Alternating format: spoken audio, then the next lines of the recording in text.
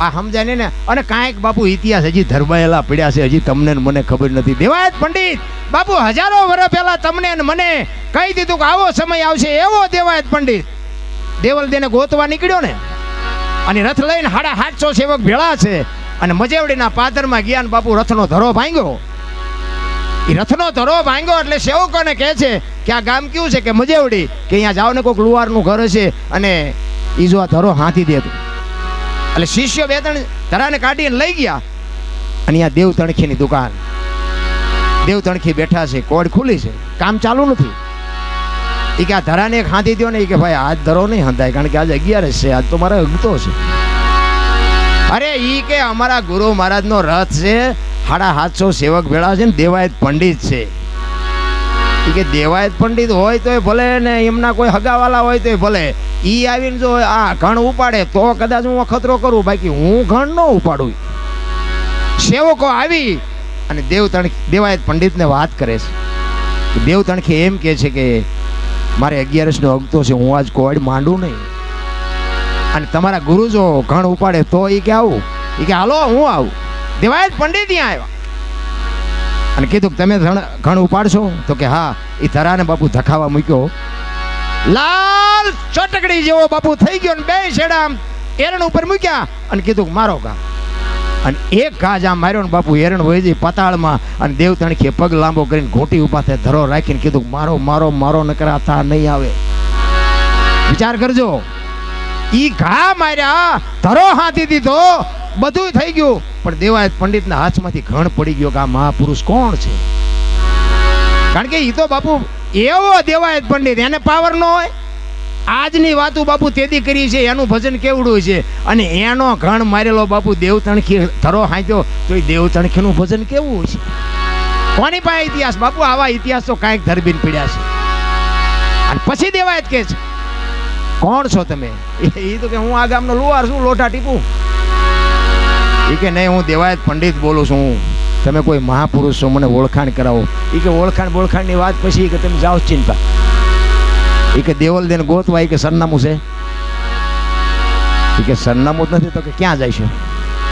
તમને તમારી પંડિતાઈ ઉપર આટલો બધો ગર્વ છે ને, અને દેવલ દે તમને મળ્યા તેથી કઈ કીધું તું? તો કે હા. કે શું? કે મારા ઉપર જેથી અવળી શંકા થાય તેથી હું તમારી નહીં હોય. તો કે તમે શંકા કરી હતી? તો કે હા. તો કે હવે હું ગોતવા નીકળ્યા છું. બાપુ પરસેવો નહીં વળી ગયો દેવાયત પંડિતને. એ કે સરનામું છે? તો કે ના. અને બાપુ એ દેવ તણખી એના ઘરમાંથી દેવલ દેને બોલાવીને કીધું કે આ દેવલ શું દેવ તણખીની બાપુ વાત કે મજેવડીના પાદરમાં હજી આજ જાઓ તોય તમને ખબર પડે કે આવા મહાપુરુષો આ દુનિયા. બાકી આ નાત જાતની વાત જ નથી બાપુ. દરબાર કોળી ભરવાડ આપણી ગતગંગા છે ને, એમાં જેસલ તોરલ રૂપાદે માલદે કતીબજા હુરમબાઈ લાખો લોયણ જેતો ભગત ખીમડીઓ કોટવા ડાલીબાઈ હાલો હુરો વણવીર ઢોંગો નિરલબાઈ કુંભો, આ બધા ગતના ગોઠી હતા ને, એમાં દરબારી હતા, કોળીએ હતા, ભરવાડે હતા, લુવારે હતા, મુસલમાને હતા, બૈરાય હતા, જણે હતા, હરિજને હતા, બધા હતા. આ બધી દશા મટે ને પછી જ આ બધું પતે, ત્યાં સુધી ન પતે. આ બાયું ચડાવવાનો ધંધો જ નથી, પહેલી વાત જ આ. હું પેલા અત્યારે આ ભજન બાપુ ગાય કેટલાય, પણ અમુક સારું ગાતા હોય ને એને આપણે એમ કે સીતારામ, તો આમાં માથું સીતારામ તો બોલ મરી તું જવાનો, અમને ખબર તું જરા ઘૂંટીને ગાસ કે સારું ગાસ. પણ બાપુ નાના થાવું નથી કોઈને. નાના થઈ જાવ બાપુ, જીવવાની મજા આવે. એક છોકરા છે ને દડે રમતા હતા, દડે એક છોકરો પાટું મારે ને આમ જાય, અહીંયાથી બીજો છોકરો પાટું મારે ને આમ જાય, એમાંથી અહીંયા એક સંત નીકળ્યા. સંતના પગમાં ગયો દડો, એટલે સંત આમ ઉભા રહી ગયા, દડાને વાચ આવી. જો બાપુ દડો બોલે નહીં, દર્શનાથ ખોટું હોય, એનો હેતુ સાચો હોય, કોઈને વ્યક્તિગત ન કહેવાય ને કોક અમને ઉતારે અહીંથી. દડાને વાચ આવી. દડાએ કીધું કે બાપુ તમે ન મારતા. એ કે હું તો નહીં મારું, પણ આ તને બધા મારે છે શું કામ? કે બાપુ એ મને જ નથી ખબર, તમે મહાપુરુષો કંઈક કયો ને, મને મારે છે શું કામ? અને પછી હાથમાં દડો લઈ અને સંત કહે છે કે તને મારે શું કામ, તને ખબર નથી ને? તો કે ના. એ કે તારી મારી પાસે હવા છે ને, તેમાં મારે હવા કાઢી નાખ, કોઈ ન મારે ના.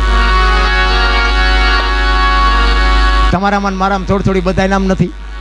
એટલે આ જીવવાની હવા છે એની વાત નથી કરતો.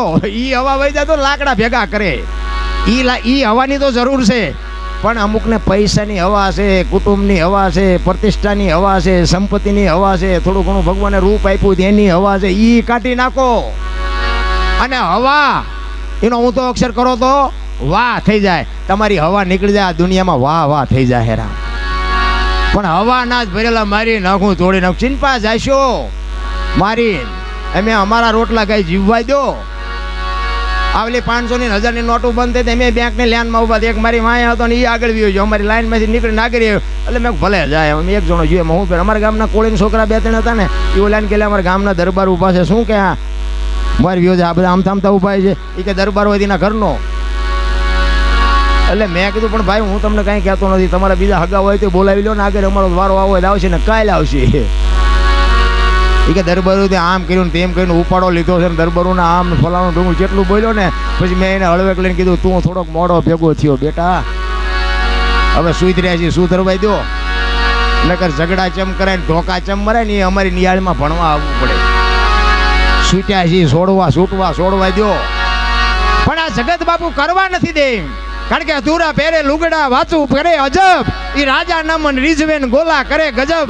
જસદણ આલા બાપુના દરબારમાં કારભારીએ કીધું કે બાપુ આ રાજના ખર્ચા પૂરા નથી પડતા, આ તો દુનિયા હાલી નીકળેલી છે, ગોળ હોય અહીંયા માખ્યું આવે, આ બધું બંધ કરો. ઈ કે એ હાજ પડી અને ગોળનું ઢેફું મુકાયું દરબારે, અને ઢેફું મગાવીને અંચળો માથે ઢાંકીને કારભારીને બોલાવ્યા. તમે હમણાં શેની વાત કરતા હતા, દિવસે મને કંઈક કહેતા હતા ને? એ તો કે એમ કહેતો હતો કે રાજના ખર્ચા પૂરા નથી પડતા, બંધ કરી દો, આપણી તિજોરીના તળિયા મીડિયા દેખાવા. એ કે એ તો બરોબર, પણ બીજું કંઈક કીધું હતું. એ તો કે મેં તમને દાખલો આપ્યો તો ગોળ હોય અહીંયા માખ્યું આવે, એમ અંચળો ખેંચો ને કે ગોળ છે માખ્યું કેમ નથી આવતું? અને પછી કારભારીએ કીધું એ કે બાપુ માખ્યું તો દી હોય તો આવે, રાતે નું આવે. તે કે ગાંડા આપણો દી છે ત્યાં ખવડાવી, ને કે સડી પહેરીને હુતળી બાંધીને રખડતા હોય, શું ખવડાવવાના હતા રામ? હે કરે છે કોક બીજા ને બીજા જોઈ નથી શકતા, સારું થતું નથી ને બીજાનું સારું જોઈ શકતા નથી, એવું ડકે સડ્યું છે. ઠીક તો અમુક ને ગાડીઓનો વ્યાજ થાય નહીં, ગાડીઓમાં કોઈ બેહારે નહીં, ઈવડે લઈ શકે નહીં. એને મારા દીકરે કોકના ખિસ્સા કાતરા લઈ આને ગાડીનો વ્યાજ, તારે નો વ્યાજ હોય કોઈ ન હોય. સોરો હોય ને સોરો અહીંયા રીતિ સીધી બધી બેઠી હોય, અહીંયા વાતું થાય હોય એવી જ દે. ગામમાં કોઈ ટ્રેક્ટર લાવે ત્યાંનો હપ્તો છે ને ભર, તું ભરી આવજે. અહીંયા વાતુમાં કઈ રામાયણ ગીતાની વાતો ન હોય.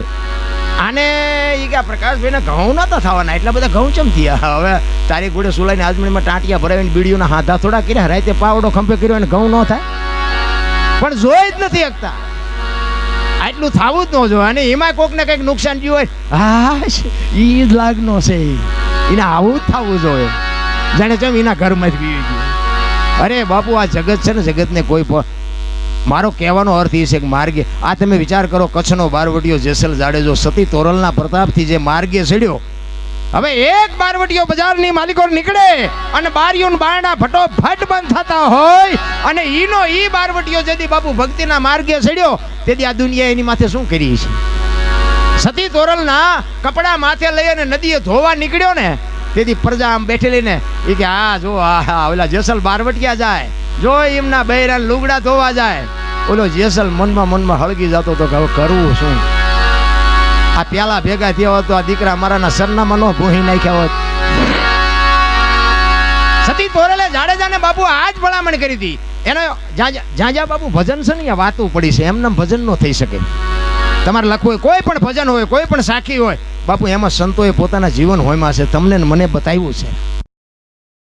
સતી તોરલ બાપુ વાયકે ગયા ને, માફ કરજો, જેસલ જેથી વાયકે ગયા ને સતી તોરલને ભલામણ કરી હતી કે આપણો આશરાનો ધર્મ ન જાય, કોઈ સાધુ અભ્યાગત ભૂખ્યો ન જાય, ધ્યાન રાખજો. ઈ જેસલ વ્યા ગયા ને પછી બાપુ 4 સાધુ આવ્યા. અત્યારે બધા વાણીમાં કે સાધુ આવ્યા 1,04 જાડેજા, 4 લાખ તો અત્યારે ભેગા નથી થતા, તેદી થયા હોય. એટલે આ બધું ડીંગ જ હાલે છે ને બધા વાહ જ કરે છે. 4 લક્ષ લઈને આવ્યા, ધર્મ અર્થ કામ અને મોક્ષ. આ 4 લક્ષ લઈ અને બાપુ ભજન જેથી પાકે ને આપણું, તેથી મારા નાથને ઝૂંપડી સુધી ધક્કો થાય, તમે એ ચિંતા ન કરતા, ભજન કરી જાઓ. સબરી આખી દુનિયા જાણે છે બાપુ રામને ધક્કો થયો શું કામ?